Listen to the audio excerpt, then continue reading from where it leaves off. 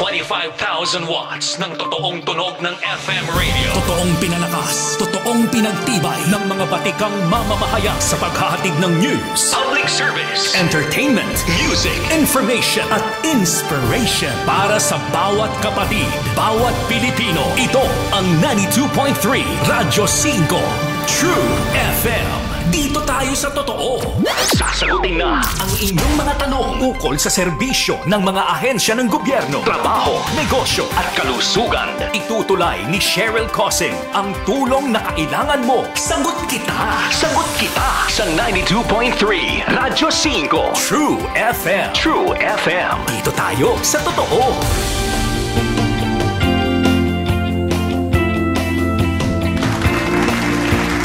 Mga katanungan, sasagutin, mga alalahanin, lilinawin. Ito ang programang tulay nyo sa serbisyo publiko. Ako po ang inyong kapatid, Cheryl Quasim, Sagot Kita. Napapakinggan nyo po kami sa 92.3 Radio 5 True FM. Dito tayo sa totoo. At ngayong araw po ay January 3, ang unang Miyerkules ng taong 2024. Kumusta po? Balik trabaho na po ba ang marami po sa atin?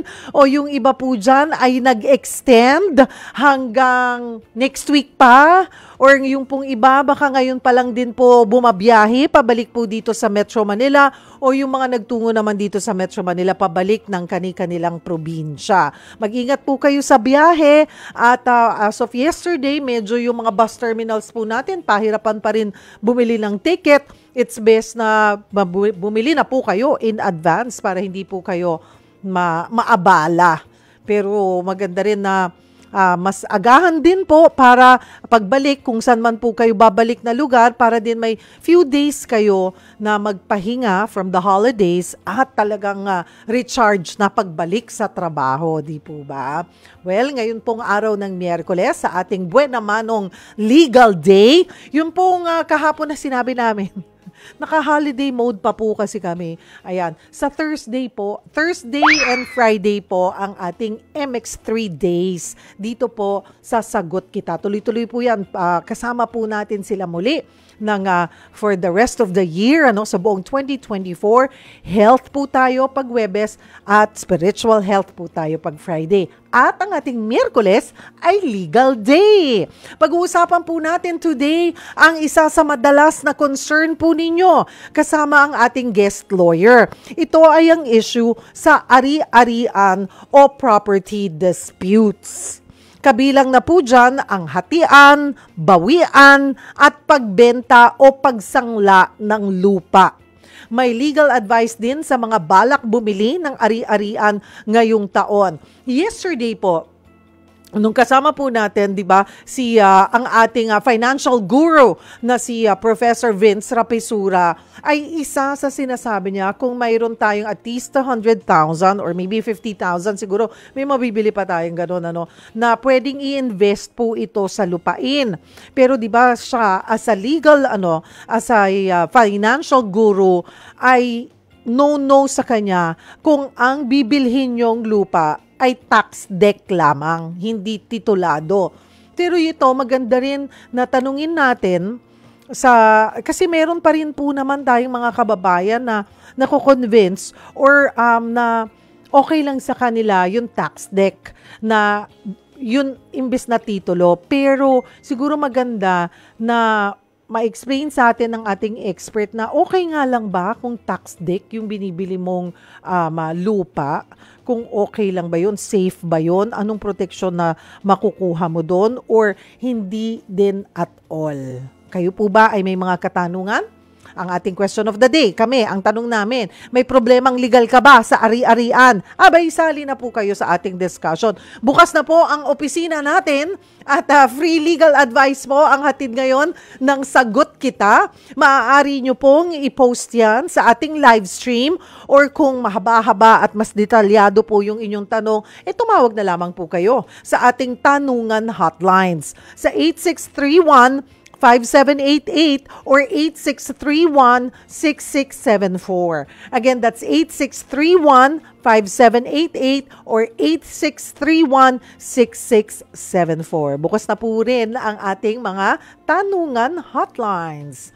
At live via StreamYard, kasama po natin si Attorney Walter Jason Alava, ang ating legal expert for today.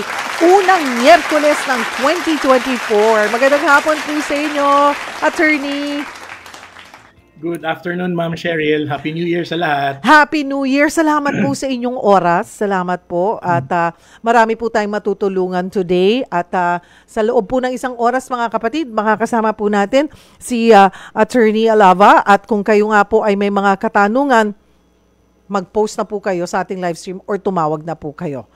Simulan natin yung ating discussion, Attorney. Ano po ba yung mga usual na dispute o hindi pagkakasunduan pagdating po sa ari-arian? Well, Ma'am Cheryl, ang pinakauna talaga dyan is yung mga tinatawag natin na dispute on succession. Sabihin natin pag may namatay, yung parents, gano'n, na nagkakaroon ng dispute doon sa property. Ang next po dyan is yung mga binibenta na mga properties. Minsan may mga hindi na lalaman ng buyer, so technically nagkakaroon ng problem. So those are the major talaga na nagiging problem or disputes dun sa mga when it comes to properties. Oo nga, mas nakakalungkot 'di ba? Maraming pamilya yung nag-aaway-away, nagkakasira-sira, hanggang yung magkakapatid hindi nagkakasundo dahil dito sa yun nga mana, at part of the mana ay yung lupa, kasi hindi sila magkasundo. Paano bang hatian natin dito kung iisa yung property or tapos 4, 5 or 6 kayo maghahati-hati, tapos hati pa kayo sa desisyon sa inyong magkakapatid? May ilan gustong ibenta, may ilan gustong paghati-hatian, may minsan, pag mas panganay ka, dapat mas may say ka. Di ba may mga ganon, Attorney? Opo, usually po talaga, dun nanggagaling like yung mga may interest, especially pag yung mga magsisiblings, meron na rin mga sarili nilang pamilya. So technically, dun po talaga nagkakaroon ng nagiging dispute or nagiging problem nila. So main cause po sa mga property disputes natin is dun sa succession po talaga. Okay. Paano ba inaayos yan? Ano ba ang una nagiging problema pag yung sinabi mo nga doon sa succession? Actually po, pagdating po sa ganun po, dalawa po kasi nagiging remedy dyan. May tinatawag tayo na within the court na remedy or meron ding remedy na outside of court. So yung pinaka-the best po, yun yung outside of court na lahat po ng heirs kinukuha para makita po kung sino-sino yung maghahati. But yun nga, because of siguro hindi pagkakaintindihan ng mga siblings, doon nagkakaroon ng problem. Okay. Yan po ba ay automatic na sa anak talaga mapupunta kahit na wala pa ang living will or yung yung living will po. Opo, ma'am. Dalawa po kasi yung style natin in terms of succession sa property, especially pag immovable property ang pinag-uusapan. Yung tinatawag po nating intestate or walang will or testate kung may will. So, pag sinabi po nating intestate, diretso po yan sa heirs po talaga. Pag sinabi nating testate, may will, meron pong parang free portion ng property niya na nabibigay doon sa mga gusto niyang bigyan. But doon sa kalahati po noon, yung sa intestate, yung parang sa mga heirs talaga niya, doon po talaga, after death po talaga, upon death, natatransfer na po yung rights nila. Okay. At klaruhin din po natin, pag ikaw ay, kasi ngayon, di ba, pag ikaw ay illegitimate, may tawag na doon, di ba, Attorney? Ano na yung bagong term po sa mga illegitimate child? Yun actually po, may mga different tawag po sa kanila. Pero sabihin na natin yung illegitimate, yung mga legitimated, mga ganun. Marami po sila. Alright. Paano ang yan din isa din sa mga nagiging problema, diba? Kung ano ba yan, pantay-pantay ba sila? Dapat sa hatian sa property or less ba? Actually po, pagdating po sa mga illegitimate po, ano po talaga, kalahati po dun sa nakukuha ng mga legitimate. So, yun po by law. Okay, alright. Para alam din ng mga iba na kung paano nila hahabulin. Kasi minsan, di ba, hindi sila isinasama. Hindi Yes, sila yes po. isinasama. Kaya nagkakaroon din ng problema lalo na kung hindi sila nire-recognize nung mga ibang kapatid nila. So may karapatan kayo at kailangan i-assert nyo po 'yan. I-assert nyo yung inyo pa ring karapatan. Meron pa rin po kayong karapatan. Okay. Tama po. Ayun. So tapos ang ano po 'yan, okay, basta kung legitimate ka ay equal kayo. Tapos, half of, sa example nga, attorney, kunwari, 4 yung magkakapatid, tapos may 2 kunwari may 2 outside. So, Yes po. paano ang hatian? 5 ang hatian, pero yung 1/5 of that, hati yung 2. Tama ba? Kalahati Bali ganito po. Sabihin natin kung 7 sila, Apo. kung 7 sila, hahatiin po yung property nung parang 6 yung hatian, yung isa doon kalahati dun sa 2 illegitimate. Oo, ayun, maghahati sila. No, Opo. maghahati sila kasi kalahati nga. Ayan, mga kapatid ha. Pero it's best nga, sabi nga ni Attorney Alava, it's best na ayusin nyo yan outside the court para hindi na tumagal pa, 'di ba? Kung kaya namang upuan, pag-usapan, wag na po dahil napakasalimuot pag umabot pa sa korte. Magastos pa. Tama po. As much as possible po, we do it extrajudicial. Hindi siya kasama with wag niyong i-file sa court, wag judicial. Pero yun nga po, nagkakaroon ng mga dispute dun sa hatian, so nagkakaroon ng judicial or nagkakasuhan talaga. Punta naman po tayo doon sa sabi niyong isa sa pinaka na problema pagdating sa lupain ay yung pagbili. 'Di ba? Pag-i-invest. Paano ba malalaman talaga kung sino talaga yung may-ari ng isang lupain? Marami tayong mga kababayan na nabibulaga na lang sila. Hindi nila alam, 2 pala sila, 3 pala sila, 4 pala sila na may-ari ng property na yun. Yes po. Ang pinaka the best way to know talaga is number 1, to get the to get muna the transfer certificate title or yung title itself. And then dun sa title, may number po kasi yon. So pwede nilang puntahan yung civil registrar para tignan yung kung sino talaga yung owner. At the same time, punta din sa assessor's office. It's either the city assessors or the municipal assessors. Para po makita talaga kung sino yung may-ari. Or kung may dispute pa ba. Kasi usually na-annotate naman dun sa title kung may dispute yung property. Ganun lang po kadali. Just do your due diligence. Oo. Kasi para it's for your own protection.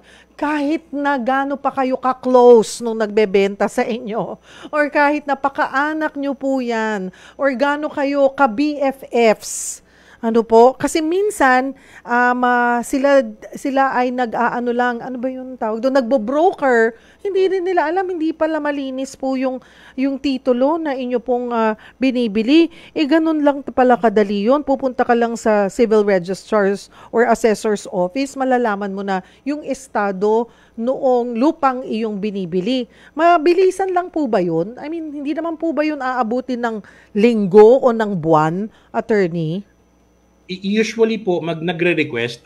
Hindi ko naman masabi kung ganun kabilis po. Pero hopefully po, mabilis naman. Kasi may ease of doing business naman po tayo with the government.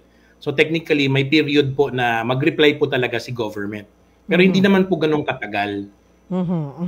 At ano rin po ang inyong advice doon sa mga bibili? Pagpalagay natin na kapag nakita nila, okay pala yung titulo nito. Kasi, attorney, may mga iba rin, nagbibigay ng advance payment or reservations. Yes. Ano yung mga tip natin or paalala na dapat, of course, dapat merong proof, no? Na nakapagbigay ka ng this certain amount na panghahawakan mo. Kasi baka mamaya Opo, go ahead po. Ang tinatawag po natin yung sinasabi niyo po is tawag po diyan option money. Option Money to buy. Okay. Pero ang pinaka-advice po talaga para ma-safe keep yung rights ninyo as buyer, kailangan po you have to be naka-contact kayo with the registered na realtor or punta kayo sa lawyers po talaga. Kasi yun po yung parang pinaka-safeguard mo eh. Kasi pagdating po sa realtor and lawyers, alam po nila kung ano yung identity ng property. Baka kasi sabihin nila, attorney, naku, napakasimple naman nitong lupang binibili ko. Pupunta pa ako sa isang lawyer. Kasi po, usually po kasi, Ma'am Cheryl, ang nangyayari po kasi, kailangan kukunin mo rin yung history nung property. Kahit naman po ma-verify mo siya, pero titignan mo pa rin yung history kung malay natin kung dun na, 'di ba? Parang marami pala yung may-ari, pero ang nagbebenta isang tao lang sa nagre-represent na isang tao. So kailangan makikita natin kung meron ba siyang special power of attorney ng iba. So may mga legal documents po usually yung realtor and yung lawyers po, yun po yung nakaka-decipher po talaga.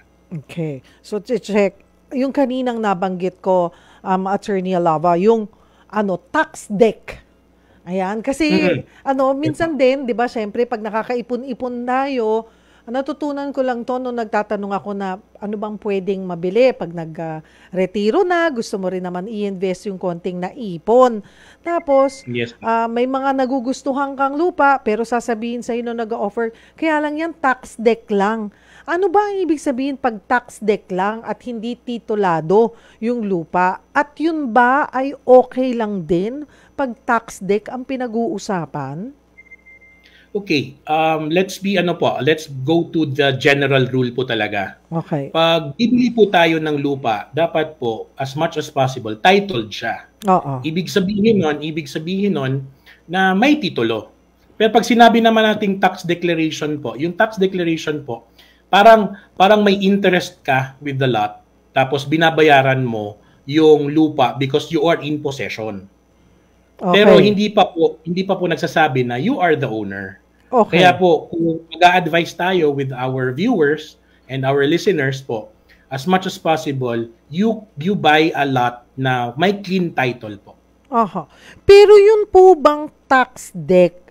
Kasi sabi mo nga, ibig sabihin pag ikaw ang nagbabayad ng tax deck, interesado ka dun sa lupa na eventually mapasayo or mabili.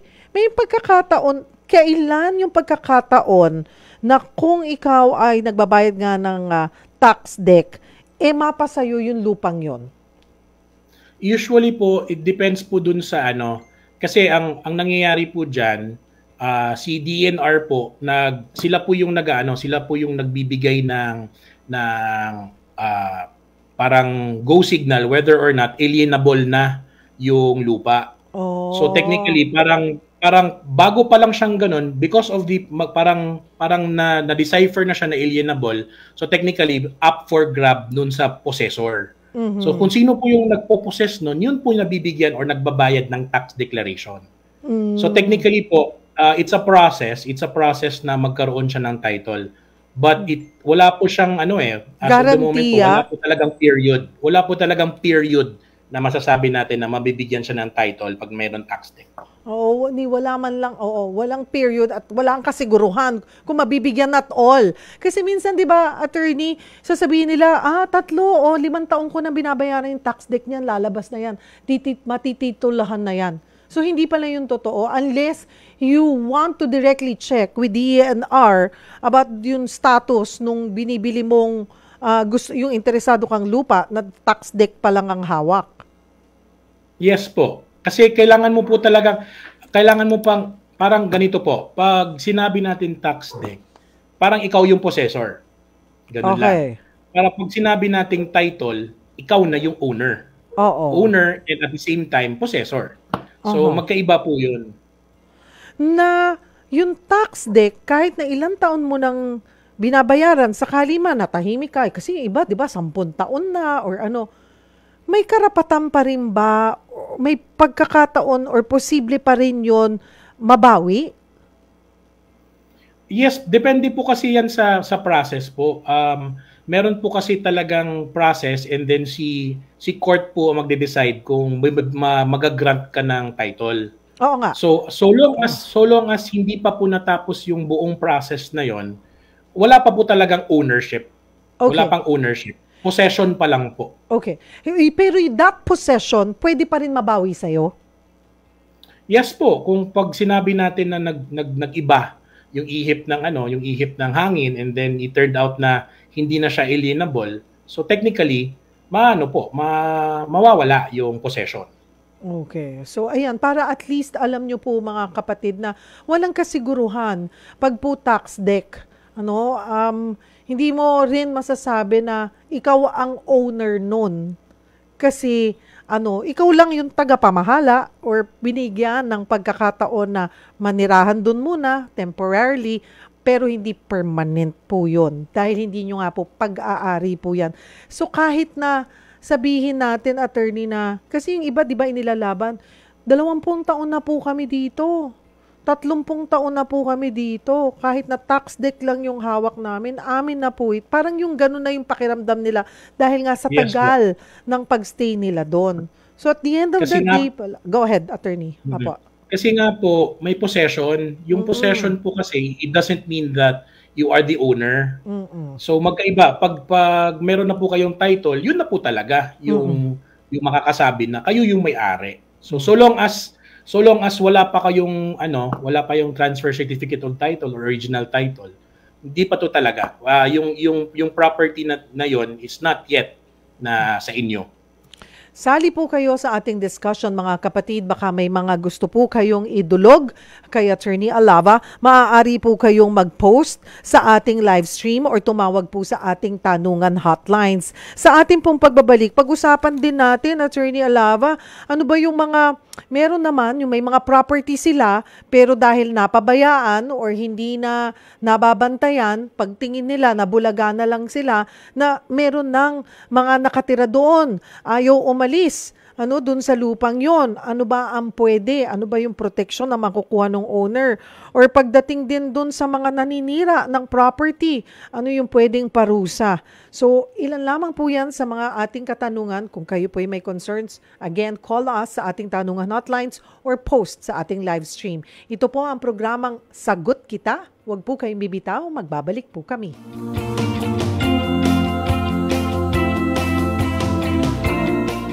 Nangunguna bilang news, public service at entertainment radio station sa Mega Manila. Radyo 5, True FM. Ipagsigawan na ang nararamdaman. Huwag nang mahiya. Why shy? Are you looking ba talaga for a jowa o kaibigan? Actually, siguro naghahanap na ako ng makikita ko na hinihintay ko sa altar. Samahan ang inyong chika-tita, Laila Chikadora. Shoutout! Lunes hanggang Biyernes, alas 8 hanggang alas 9:30 ng gabi. Sabay-sabay tayong mag-shoutout! Mag-shoutout kayo ha! Pwede kayong tumawag sa amin. Iniimbitahan po namin kayo. Yes, you're invited to the highest level. Para sa mga mensaheng kailangang ipagsigawan, mag-shoutout na sa 92.3 True FM. Bawat tao may pagsubok. Dahil pag hindi lasing yung lalaki, napakabait. Ang totoo naman, mayroong ganyan.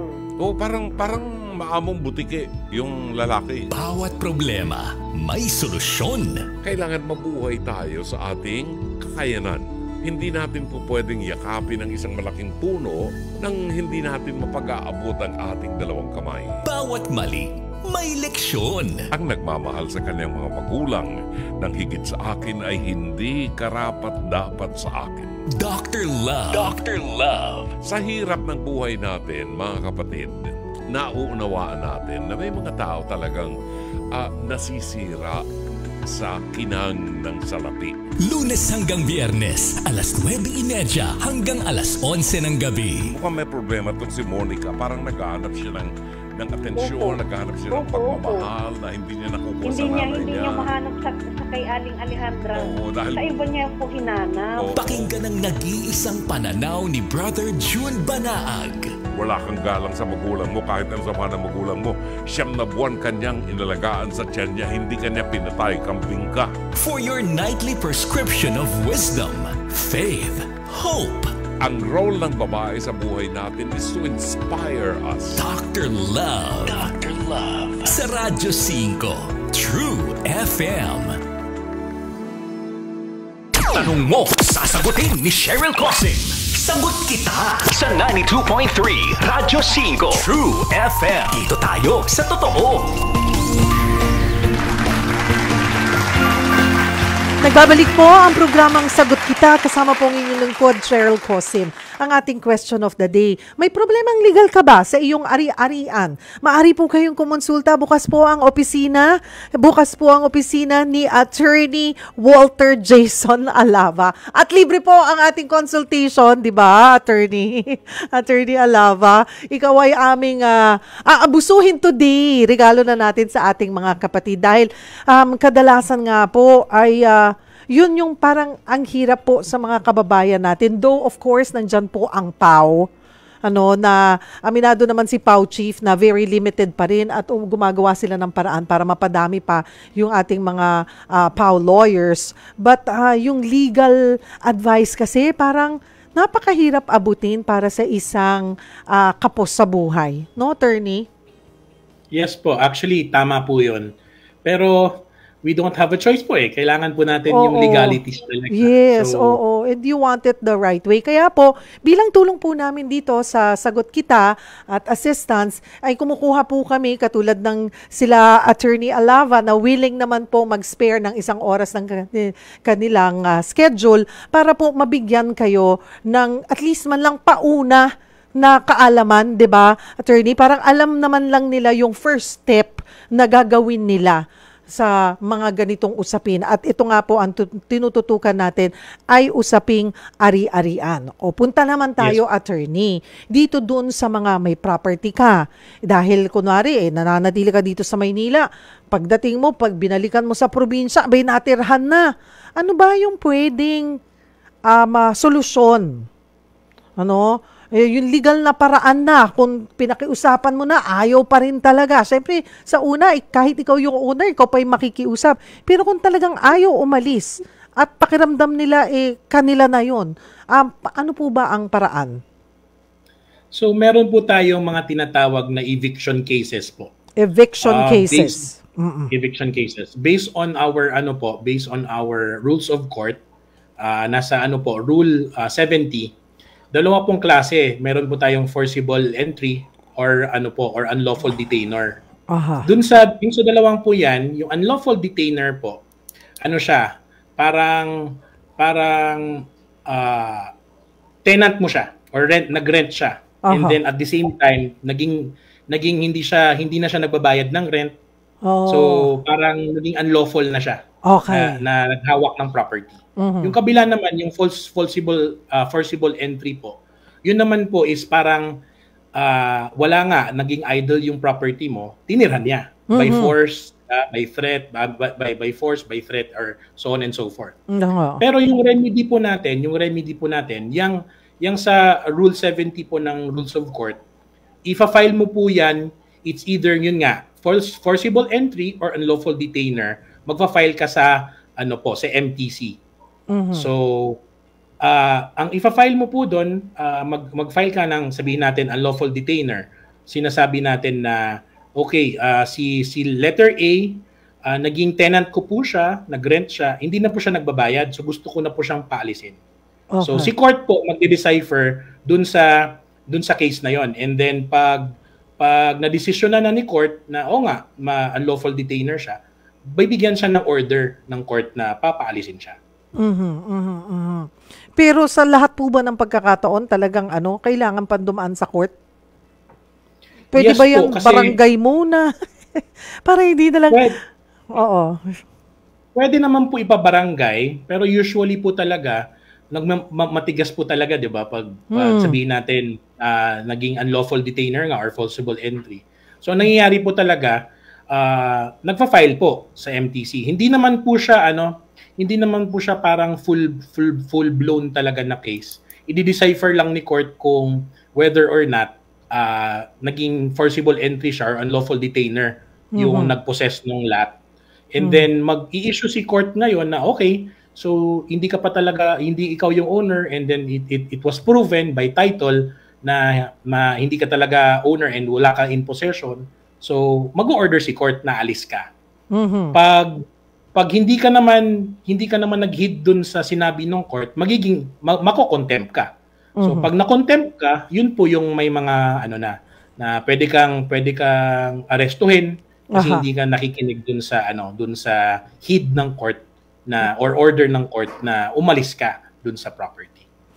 Minsan, eto naman, punta tayo, okay, pinapaalis ka na, naninira ka pa ng property.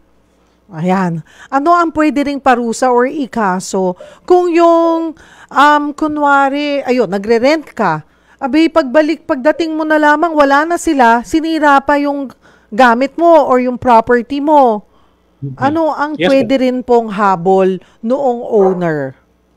Yan, pagdating na po dyan, meron na po tayong, depende po kasi sabihin natin, personal property ang sinira, movable. So pwede siyang kasuhan ng malicious mischief, which is under the revised penal code na. So magiging criminal case na siya.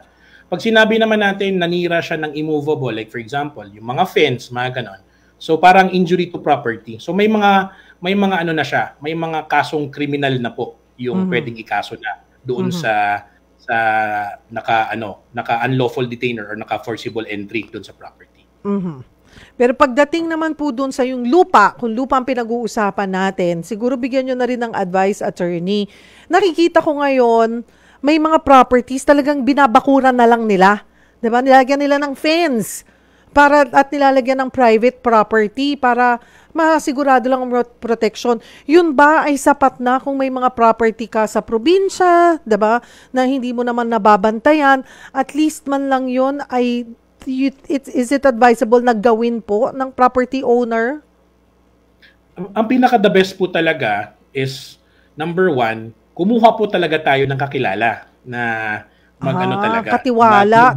Kung wala tayo doon. Caretaker. Kasi, number one, it's either tayo yung pupunta talaga doon, pero kung medyo impossible, like for example, nasa Manila tayo, and yung property mo nasa Luzon, or nasa Mindanao or nasa Visayas areas. So kumuha po tayo ng caretaker natin. Pero pag mahirap po talaga 'yon, at the same time, ipabakod po natin. Pero medyo mahirap din po kasi na ibakuran mo yung, 'di ba? Parang usually pag sinabi nating mga farmlands, 'di ba? Oo, hektarya 'yon. Oo, hektarya 'yan. So, ang pinaka the best po talaga is to find someone that will take care of the lot. Yun po talaga pinaka. Ayun. At mawawala ba ang property daw kapag namatay? Okay. Saan na ba tayo? Puntahan ko naman na attorney, ito pong pagbibili, no? Pagbibili ka ng property. Kanina nasabi na natin yung kailangan yung title at saka yung tax deck as much as possible, iwasan po 'yan. Okay, yung paraan ng pagbabayad. Meron yan yung hindi nadadaan sa bangko, yung kayo na lang ba nag-uusap? Diba? Yung, babayaran kita ng ganito, buwan-buwan ganito. Tapos, at the end of the day, hindi matuloy yung pagbabayad. So, paano po ba para maproteksyonan nung bumibili yung kanyang ibinabayad at yung ding binibilhan yung kanyang property? Kasi minsan hindi na, binayad mo na to, wala na tong bawian. Kung di mo mabili yung property, akin na lang ulit, pero hindi ko na ibabalik yung bayad mo. Paano ba dapat inaayos yan? Okay po. With respect to the buyer's rights, okay, sa buyer's rights naman po, sabihin natin, meron po kasi tinatawag tayong Republic Act 6552 or the Realty Installment Buyers Act, or commonly known for lawyers po, Maseda Law. Eto po, pag nakapagbayad ka na ng at least 2 years, meron po tayong mga tinatawag na rebates. Meron siyang mga makukuhang rebate si buyer. Pero pag less than naman po nun, prorated. Kasi hindi naman po pwedeng binayaran mo tapos agad-agad na lang walang mababalik sa'yo. Pero yun nga po, yun yung when it comes to installment cases, dun sa sabihin natin, bumili ka ng lupa, installment, or bumili ka ng condo, installment, ganon. Pero pagdating naman sa right ni buyer naman po, siyempre may right si buyer na mabayaran siya. So, may protection din with regard to the buyer din. I mean the seller. Sorry po, sa seller din. Dahil nga po napag-usapan, nabanggit nyo naman yung condo, may mga pagkakataon, attorney, na kunwari isang taon nang nakakabayad, biglang hindi na, wala nang kakayanan. Ano po? Ano ba yung tamang approach? Didiretso ka ba sa developer na sandali lang po, hindi ko na kaya? Kasi yung iba, pababayaan, hindi magbabayad ng monthly hanggang tumagal hanggang mafo-foreclose na. Parang mas lalong nasayang yung mga paunang na ibayad mo na. So pag ganun po na alam na hindi makakabayad na ng matagal or wala nang kakayanan na ma-fully paid yung property, ano po ang dapat gawin nung buyer? Ang pinaka-the best po talaga, you inform the seller or you inform the developer. Kasi doon mo siya makikita na baka may term sila to save, 'di ba? Pwede kasing sige, because of the occasion that happened in your or the circumstance na nangyari sa iyo, pag-usapan natin on how you can we can change or modify your mode of payment. Pero usual po talaga under the law pag hindi mo na kaya, you have to inform the seller po talaga. Kasi it's best po na yung rights mo maprotektahan mo rin ahead of time. So as much as possible, when you think na hindi mo na siya mababayaran, sabihan mo si developer po or si seller. Puntahan naman natin, attorney, yung sanglaan. 'Di ba? Pag minsan sinasanla mo yung titulo ng property mo. Tapos hindi na binabalik, ayaw na.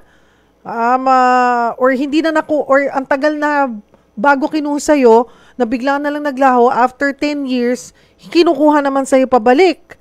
Paano po ba ang siste dapat para maproteksyonan yung nagsasanla at pinagsasanlaan? Ano yung mga dapat tandaan? Number 1 po, bago tayo magsangla po ng property, make sure that there is a contract. Kasi pag mayroong contract, both rights and obligations protected. Pero pag wala naman, very beneficial yun sa owner. Kasi syempre, pag walang anything, siya pa rin yung owner. Oo, kasi parang hawak mo lang naman yung titulo, nakapangalan pa rin sa akin, ako pa rin yung owner. Ganun po. Yes. Oo. Exactly. That's why it's really needed po talaga na when it comes to anything about property, kailangan po put it into writing, put it into contract para po ma-safe natin yung mga rights natin. At the same time, both parties, 'di ba, has their own obligations. At kinikilala po ba, in case lang na magka-problema, na pwedeng sulat kamay lang between the two parties? Or kailangan pa rin po yan, it's best na ipanotaryo, yung talagang legal contract ang gawin? Number 1 po, pag sinabi po nating sulat kamay, it is still, pwede pa rin po siyang binding between the parties. Kasi ang pinaka-importante naman po talaga, there is meeting of the minds, and then nasilyuhan yung meeting of the minds through the contract, which is the handwriting. Pero as much as possible, pag na-put into writing nyo, i-public document nyo siya through the notarization. So mas best po na notarize yung meeting of the minds ng both parties. Whether or not it's handwritten or typewritten na naka-notarize, yun pinaka-the best po talaga. Okay. All right. Break po tayo ng kaunti, mga kapatid. Sali po kayo sa ating discussion. Kung kayo po may mga katanungan, maaari po kayong mag-post sa ating live stream or tumawag po sa ating tanungan hotlines. Sa numerong, asan ba yung ating numbers? Sa 8631-5788 and 8631-6674. Huwag po kayong bibitaw. Magbabalik po ang programang Sagot Kita.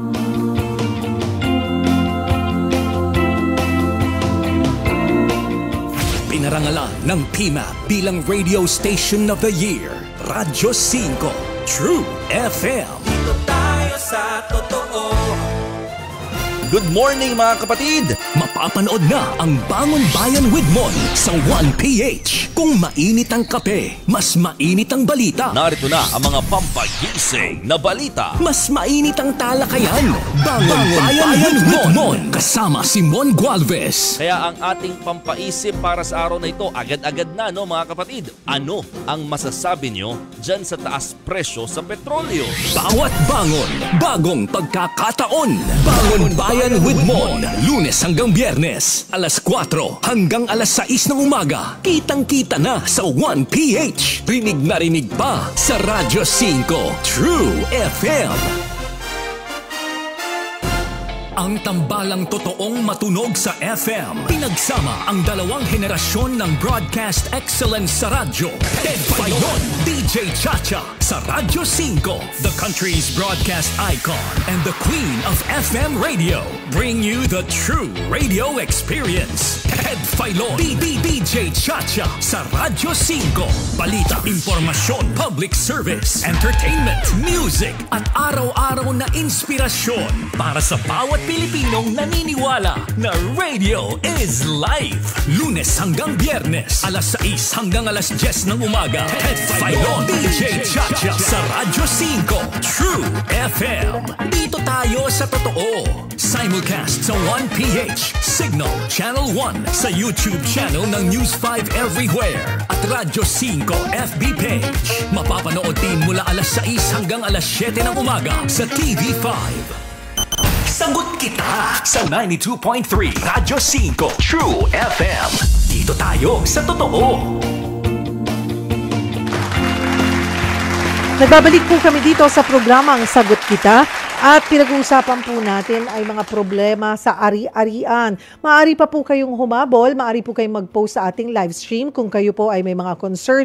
Gusto pong idulog, ilapit po sa ating legal expert for today na si Attorney Alava. At maaari rin po kayong tumawag sa ating tanungan hotlines. Tawag po ay habol po kayo sa 863-15788 or sa 863-16674.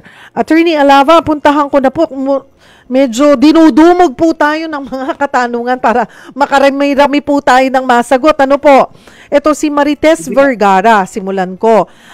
Tanong ko lamang po, paano ang gagawin namin? Kasi madami kami dito. Halos isang baryo po kami dito sa Bulacan na kumuha ng hulugang lupa. Natapos na naming hulugan, pero ang hawak namin lahat, deed of sale pa lang. Ano daw ang mainam na gawin nila, attorney? Okay, pinakauna po kasi mayroon na silang deed of sale, and then kung nabigay na yung deed of sale sa inyo, paparegister nyo na yan. So technically may process po tayo on how to register. Usually po nagbabayad tayo ng tax ng sa tax ng lupa with the BIR.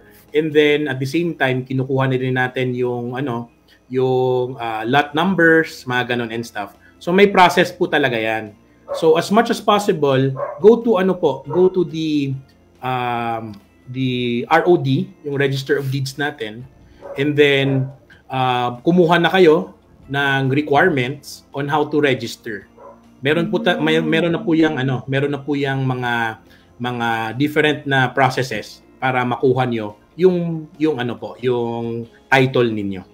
Okay. So sila mag-aayos ng title or baka dapat klaruhin nila dun sa pinagbilhan nila ano ba ang naging usapan. Okay, bibigyan namin kayong deed of sale once na fully paid kayo, susunod yung title kasi baka mamaya hindi na usapan pala, hindi sila ang dapat gumastos sa title kasi may bayad din yun, 'di ba, attorney? Actually, tama po kayo. Po kayo. May bayad po. Ang usual po na bayad is yung mga processing fee. At the same time, yung sa BIR, yung sa tax. Pero as I know po na-extend na po yung tax amnesty natin. So hopefully within that period dun sa tax amnesty ma-register na. Pero pag sinabi po kasi nating pag sinabi nating deed of sale, nandun na po kasi yung lot number, yung specification kung nasaan located yung lot. So technically, ang kailangan na po talaga nila Ma'am Cheryl is to register it.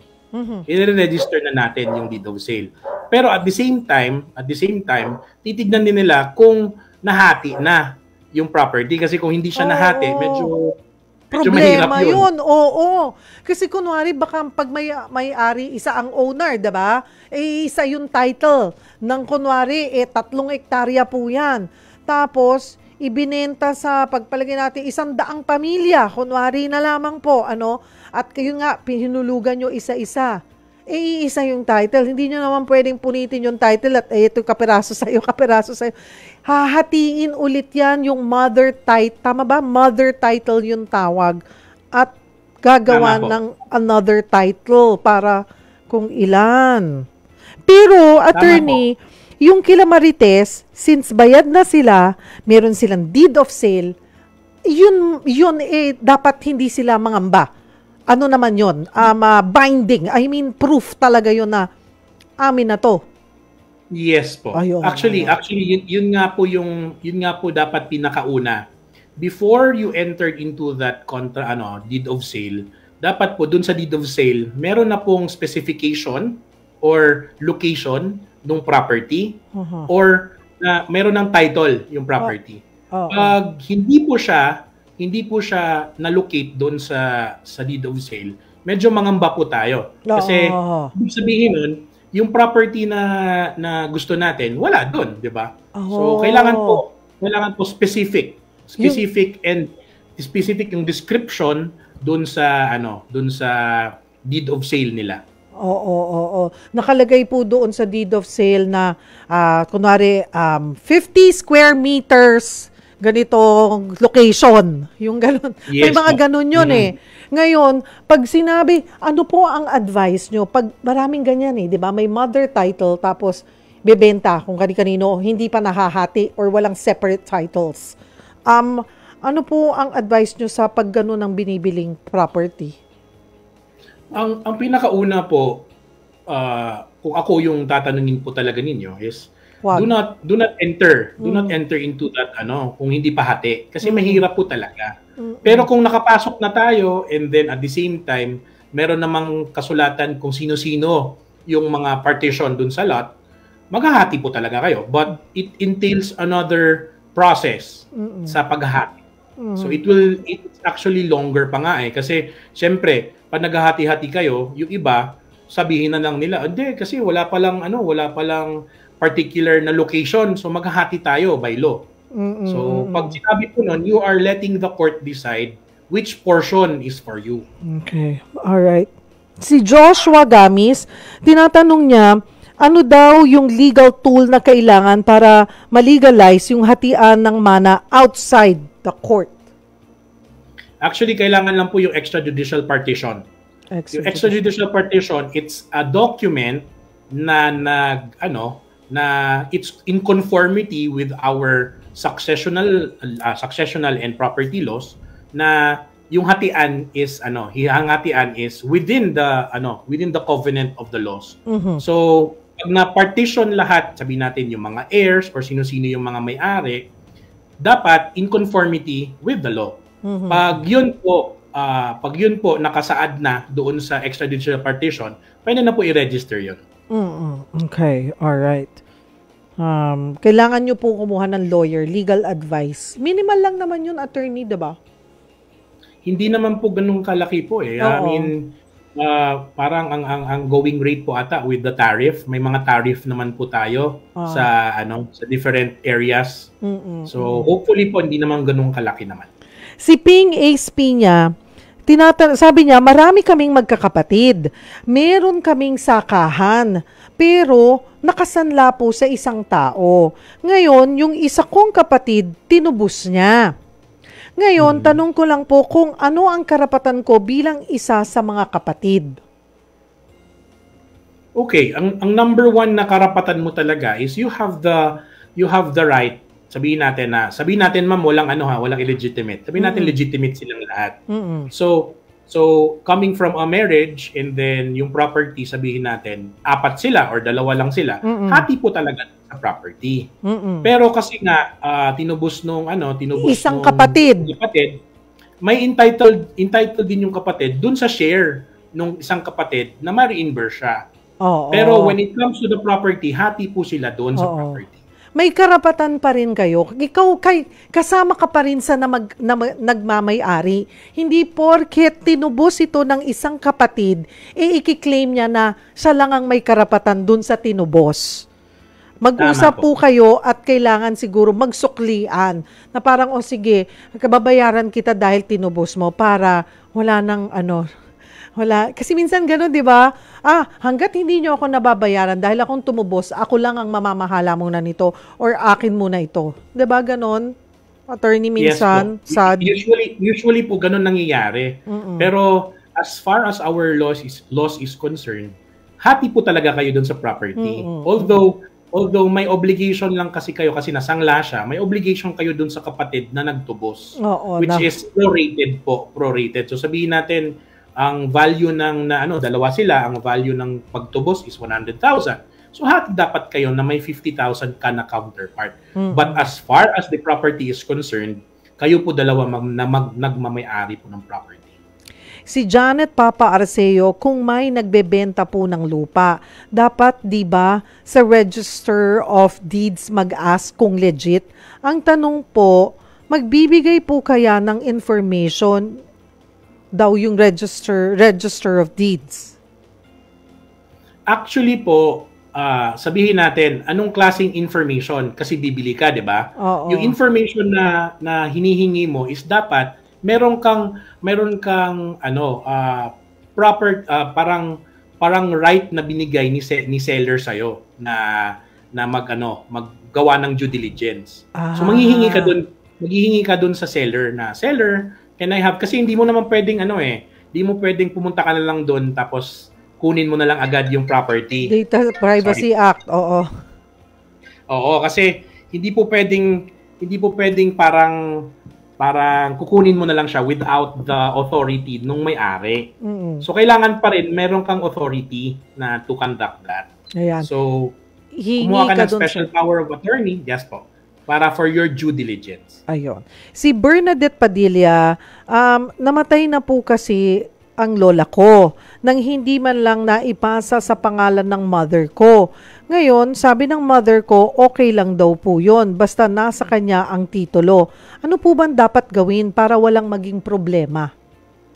Ano po yun, ma'am? Bali may property yung mother niya. Si lola. And then, so, namatay, yung lola. Namatay si lola, na ang title nung property ni lola na namatay, nasa mami niya. Ngayon, hindi pa naililipat sa pangalan ng mami niya. So, ayaw niya magka-problema. Ano bang dapat gawin? Kasi parang kampante yung mami niya na, hawak ko naman yung title so walang problema. Okay. Ang first thing po is sabihin natin kung deceased na yung lola, dapat po talaga i-transfer yung property dun sa surviving heirs. Yun po yung pinaka-the best na kasi ibig sabihin nun, napasa na or yung successional rights napasa na doon sa heir. So ang pinaka the best po, tignan po nila kung may kapatid po yung nanay. Kasi hindi mo naman ma-change yun na si nanay lang yung i-accumulate niya yung property sa kanya unless binili ni nanay ni nanay sa lola. Pero kung may mga kapatid po yun, kailangan po ilagay lahat para may representation lahat para po mapapangalan sa kanila ang lahat yung property. Kahit na sa kanya ibinigay yung title pero walang klarong pagsasabi or will na sa iyo ko lang iniiwan ang property ito, may habol yung ibang mga kapatid. Yes po. Kasi as far as we are concerned po, so long as it is hereditary or successional rights ang pag-uusapan, may share po talaga lahat. Okay. Si Sinai Villar, sa lolo ko yung title since 1961 daw. But inako ng isang company, nasa kanila po daw ang property. Ano daw ang pwede nilang gawin? Pinaka-the best po, pinaka-una is, number one, you get a lawyer. Para makita po yung history. Kasi matagal na po 1961. Oo. So, tignan nyo yung history dun sa yun dun sa pag-transfer ng title. Kasi kung nakita ninyo doon na hindi naman pala valid yung transfer ng title, pwede nyo kunin. Pero once it was sold, pero dapat tignan nyo kasi si corporation hindi naman siya pwedeng mag-own ano lang yan, parang may 50 years lang or 25 years lang yung ibibigay sa kanya. So titignan nyo kung paano na-transfer yung property. But as far as your concern is yung sa question kung mababawi ba o hindi, kailangan nyo po mag-consult ng isang lawyer or someone na kakilala nyo na marunong sa titles para tignan po yung history. Si Albert de los Santos, sabi niya, yung lupa ng nanay ko na naiwan niya sa Iloilo, tinayuan ng bahay at inangkin ng malayong kaanak niya sa mother's side. Ano daw ang pwedeng gawin para mapaalis yung nang aangkin na malayong kamag-anak? Number one, sure po ba kayo na yung title nasa inyo na? Kung meron sa inyo ang title and then it really parang it corresponds na lola nyo directly yung may-ari and then yung nakatira doon is malayo, 'di ba? Kasi malalaman naman natin doon sa title kung binili ba siya, na-transfer na ba siya, may annotation ba, may gusto bang umangkin doon sa lot. So makikita natin yung remedy kung ano yung status ng title. But if you are talking about paano mapaalis, yung sinabi ko po kanina na modes po, kung pinayagan ninyo na magstay there, that's unlawful detainer. Pero pag hindi nyo pinayagan or wala talaga by stealth or by threat, mga ganon yung modes niya, yun po yung forcible entry. And you have to file that within a year sa MTC upon learning of that possession. Okay, panghuli na lamang po, alas 5 na pala. Si Desmar de Ocampo nanonood sa atin, nasa Amerika pa. Ito po, tinatanong niya, valid ba daw yung deed of sale kung matagal nang patay yung nagbenta ng lupa? So long as it was not registered, it was not sold to another person, another third party na in good faith, yes po, valid pa po yung deed of sale. Huli na, si Zenny de Guzman, sino daw ang magbabayad ng paglipat ng titulo? Sa bumili o yung nagbenta? Actually po, depende po sa usapan.